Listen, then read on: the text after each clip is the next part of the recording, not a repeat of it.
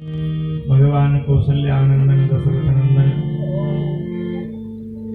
मर्यादा पुरुषोत्तम भगवान श्री रामचंद्र, जगत जननी जगदम्बा करुणामयी कृपामयी दयामयी माता जानकी, दोनों युगल सरकार श्री सीताराम जी महाराज की महती कृपा अनुकंपा से, श्री गोलजू महाराज की विशेष कृपा अनुकंपा से हम आप सब इस पवित्र देवभूमि उत्तराखंड में इस कपड़ा ग्राम में स्थित गोलू देवता मंदिर के पावन प्रांगण में बैठकर और भाद्रपद मास में जो भगवान के दूसरे कृष्ण रूप अवतार का जो महीना है, भादों का महीना, और जन्माष्टमी भी आ ही रही है, आजकल दोनों ही दिन है।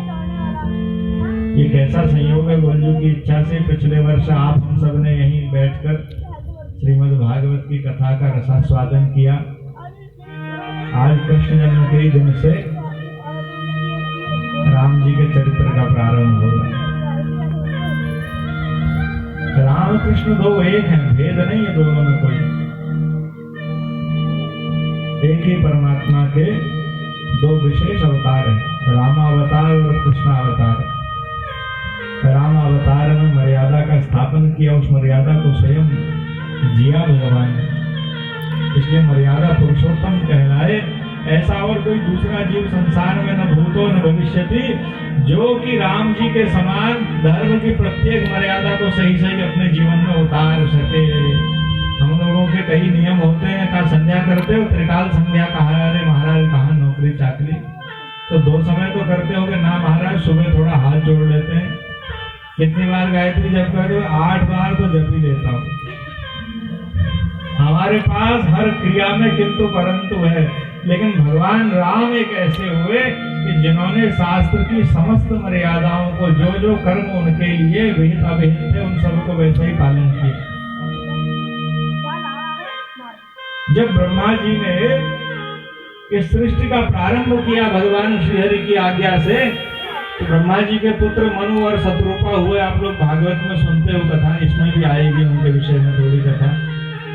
उन मनु शत्रुपा से मैथुनी सृष्टि हुई, हम आप सबकी उत्पत्ति हुई, मनुष्य कहलाए। तो उन मनु जी ने मनुस्मृति लिखी, जिसका आज लोग अपमान करते हैं, जला देते हैं बहुत सारी बातें, लेकिन वो ठीक ठीक उसको नहीं समझ पाने के कारण और सही प्रतियां उपलब्ध न हो पाने के कारण ये सब बातें आई है। मनुस्मृति में किसी भी प्रकार की दुर्भावना या समाज के किसी भी अंश को, किसी भी अंग को छोटा बड़ा नहीं कहा गया। उसको समझने में हमारी गलती हुई और उसको व्यावहारिक रूप में लाने में गलती हुई, लोगों ने अपनी बुद्धि से गलत समझा। जब उन मनु महाराज ने मनुस्मृति लिखी, मनुस्मृति माने जैसे आपके घर का कोई मुखिया है, अभी पुराने जमाने में होती थी बात कि घर के बड़े बुजुर्ग ने जो कह दिया, भाई हमारे घर का ये नियम, तो सारे परिवार के बड़े बूढ़े बच्चे जितने हैं सब उसको मानते थे, और उसके घर का एक नियम कानून। ऐसी क्योंकि मनु के पुत्र हैं सब, इसलिए मनुष्य कहलाए, मनु के पुत्र हैं इसीलिए मानव कहलाए। तो मनु ने अपने होने वाली संतानों के लिए ये मनुस्मृति लिखी, अर्थात हम सब के लिए, क्योंकि मनु से ही मैथुनी सृष्टि हुई है इस पृथ्वी पर, कि इन नियमों का पालन करना, ऐसे ऐसे जीना। लेकिन लिख तो दिया, बड़े कठोर नियम है। फिर मनु जी स्वयं दुखी हो गए, बोले हे प्रभु, आपने मुझसे ये लिखवा तो दिया, लेकिन मुझे नहीं लगता कि संसार में कोई भी जीव या मेरी संतानों में कोई भी इन सभी नियमों का अपने जीवन में पूरा पूरा पालन कर सके, ऐसा संभव नहीं है। लेकिन भगवान श्री हरि नारायण इतने प्रसन्न हुए मनु जी को देख करके और उनकी मनुस्मृति को देखकर, क्योंकि मनु ने उसको जीव के कल्याण के लिए लिखा कि आगे जो जो इस प्रकार से चलेंगे, वह धीरे धीरे घर गृहस्थी में रहते हुए भी, कर्म के मार्ग का अनुसरण करते हुए भी, कर्म बंधन में न फंसकर अंत में मुझ परमात्मा को प्राप्त कर लेंगे। तो मनु जी उस मनुस्मृति को ही नष्ट कर देना चाहते थे। कोई महाराज ऐसे जी ही नहीं पाएगा, मैं इसको प्रकाशित करके क्या करूं, उजागर करके क्या करूं। भगवान राम जी प्रकट हो गए सामने, ऐसा कार्य मत कीजिए। तो महाराज इसका क्या करूं? भगवान राम ने कहा तुमने जितनी जितनी मर्यादाएं एक मनुष्य के लिए स्थापित की हैं इस मनुस्मृति में, मैं उन समस्त मर्यादाओं को जी करके दिखाऊंगा। मनु जी पर कृपा करने के लिए भी भगवान श्री राम जी ने, जो श्री हरि नारायण है, उन्होंने राम रूप में अवतार लिया। बोलो रामचंद्र भगवान की जय। ऐसे वो मर्यादा पुरुषोत्तम भगवान श्री राम, राम को कौन नहीं जानता। वैसे तो जानना बड़ा कठिन है, जन्म जन्म लग गए हम राम को जान ही नहीं पाए। जान जाए तो वास्तविक जो ज्ञान है फिर राम का ही हो जाए। जिसने राम को जान लिया वो राम का हो गया। लेकिन सनातन धर्म में कोई ऐसा बिरला होगा जो राम नाम को न जानता हो। अरे कितना ही नास्तिक से नास्तिक हो, आखिरी समय में तो वो भी जब कंधे में चढ़ता है तो राम नाम सुनाई दिया जाता है उसको। भले ही उस समय सुनाना कुछ विशेष लाभ नहीं, लेकिन वास्तविक सत्य भगवान श्री राम का नाम है। उन्हीं राम जी के नाम को, उस नाम की बड़ी महिमा इसमें आई है, कल की कथा में आप सुनेंगे। उन भगवान श्री राम जी के चरित्र को बड़े बड़े विद्वानों ने लिखा महाराज। भारत में रामायण 7 कोटि अपारा, तुलसीदास जी महाराज जी कह रहे हैं यहाँ। वो रामचरितमानस की कथा हमको 9 दिन के लिए यहाँ कहने सुनने को मिलेगी। बाकी जितनी रामायण है, आनंद रामायण, अद्भुत रामायण, वाल्मीकि रामायण, और भी दक्षिण भारत में बड़े बड़े संत विद्वान हुए, सबने रामायण, अनेक रामायण लिखी, राम जी के चरित्र लिखे और सब में अपना नाम लिख करके रामायण लिख दिया। लेकिन जब तुलसीदास जी ने लिखा तो तुलसीदास जी ने इसका नाम रामायण नहीं रखा। इसका नाम क्या है? रामचरित मानस। कहते हम सब लोग हैं भैया अखंड रामायण हो रहा है घर में, तो पुरानी भाषा में, क्योंकि रामायण इतनी प्रचलित थी। लेकिन यह है रामचरित मानस। चाहते तो तुलसीदास जी भी जब इसका नामकरण करते तो रामायण नाम रख सकते थे, कुछ और नाम रख सकते थे, लेकिन उन्होंने रामचरितमानस इसका नाम रखा। क्यों रामचरितमानस नाम रखा? मानस, मान सरोवर को भी कहा गया है सांकेतिक भाषा में कहीं कहीं। तो कह रहे हैं जो रामचरित्र है ये इसका मानस माने, जैसे वहां मानस मान सरोवर है, उस मान सरोवर में कहते हैं वहां भी भगवान श्री हरि नारायण विराजमान रहते हैं। ऐसे इस मानस, ये मानस सरोवर है, इस सरोवर में भगवान श्री राम विराजमान रहते हैं। कैसे रहते हैं महाराज इस सरोवर में राम जी विराजमान? आज देखो ये सरोवर ऐसा है, अर्थात भगवान राम जी के चरित्रों से लबालब भरा हुआ यह मानस रूपी सरोवर है। दूसरा इसका नाम रामचरित मानस क्यों रखा?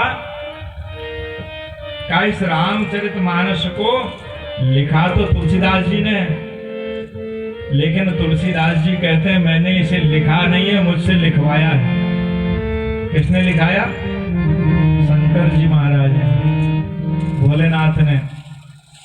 रचि महेश निज मानस राखा, रचि महेश निज मानस राखा, रचि महेश निज मानस राखा,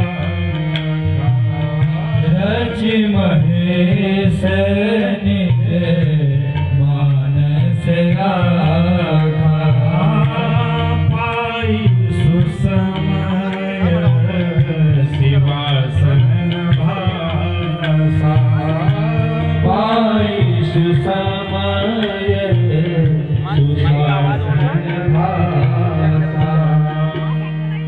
कह रहे इसको भगवान शंकर ने अपने मन में रच के रखा था पहले से ही, तुलसीदास जी लिखते हैं। और समय आने पर सबसे पहले शिवा माता पार्वती जी को ये कथा शंकर जी ने सुनाई। इसीलिए ताते राम चरित मानस बर, ताते राम चरित हरऊ नाम हिय हेरी हरसि हर हरऊ नाम हिय हेरी हरसि हर।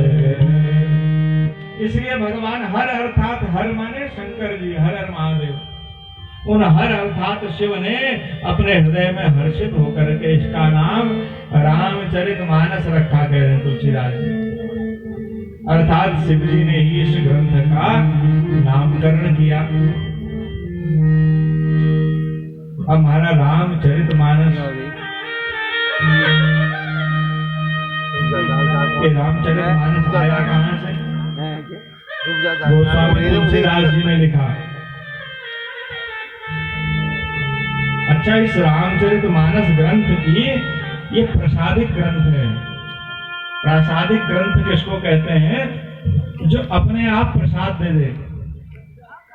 जैसे आप अभी सुबह हम लोग यात्रा में गए धारे के पास, नल में जाओगे तो नल खोलना पड़ेगा, हैंडपंप के पास जाओगे तो चलाना पड़ेगा, तब चलाएगा। लेकिन धारा माने जिसमें बह रहा है निरंतर, आपको कोई प्रयास करने की आवश्यकता नहीं। केवल क्या किया, वहां पर आपने अपना घड़ा लगा दिया, बर्तन लगा दिया, पानी भर गया। जितना बड़ा बर्तन तुम ले जा सकते हो, वहां कमी नहीं है। ऐसे ही ये जो रामचरित, भगवान जो राम जी का चरित्र है, ये भगवान शंकर के हृदय से उत्पन्न हुआ। अब महाराज